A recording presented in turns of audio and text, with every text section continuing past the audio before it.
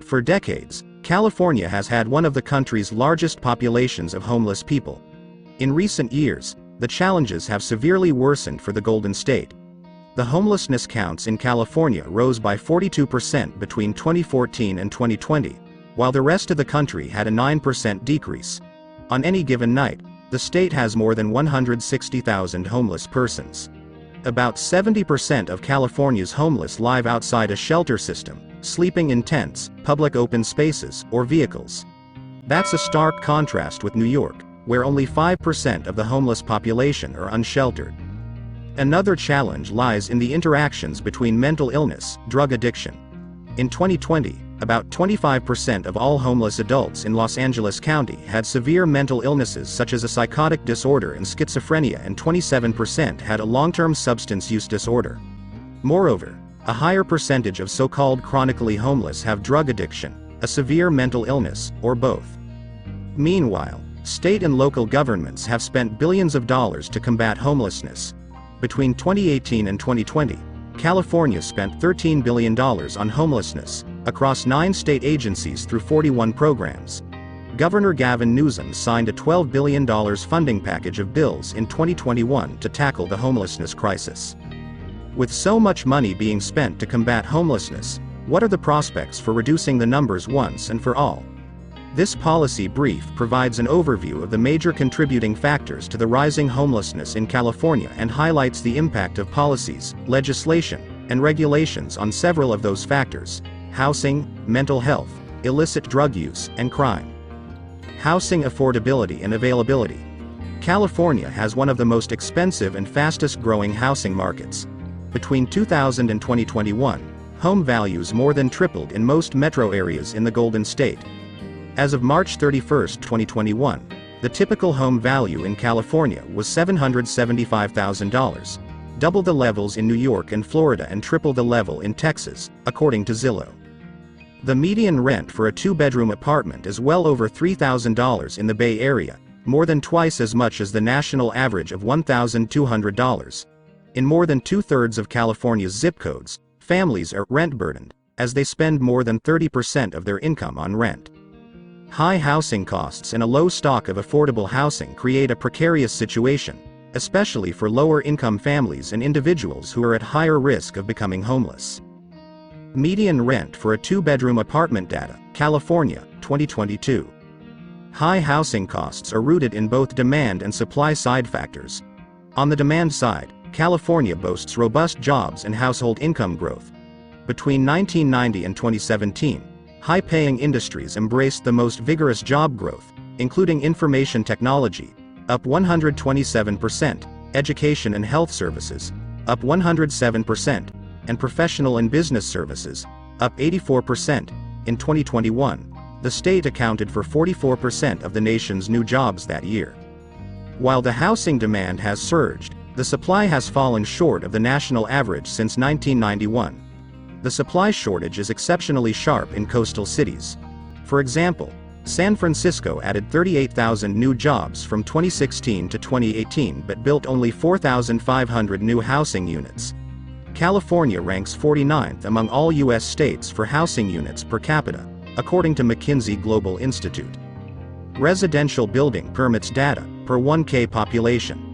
Another factor is the high costs and uncertainties in housing development related to lengthy entitlement processes, which include zoning changes, permit applications, standards variances, site plan reviews, design reviews, and environmental impact reviews required by the California Environmental Quality Act. A dearth of shelters. About 70% of the homeless in California are unsheltered, more than in any other state. A primary reason for the sizable unsheltered population is the low stock of emergency shelters and transitional housing. Between 2007 and 2020, while the total homeless population increased in California, the shelter capacity remained flat for a decade before rising again after 2017, and the bed counts at transitional housing facilities had a continuous decline. San Francisco built no new shelters during the 10-year plan period. With a rising homeless population and a shrinking shelter capacity, San Francisco's unsheltered homeless population doubled from about 2,655 to 5,180 between 2005 and 2019. After the 10-year plan ended in 2014, city planners began building shelters again, but it was too little too late. Building permanent supportive housing was embraced with similar enthusiasm in Southern California. In 2016, Los Angeles voters approved Prop. HHH, which authorized city officials to issue up to $1.2 billion in bonds to reduce homelessness by developing and remodeling permanent supportive housing. According to a report by the Los Angeles Comptroller Ron Galperin, 5 years after the passing of the proposition, only 14% of promised projects had been completed, a total of 1,142 units. Development costs were high and continued to rise.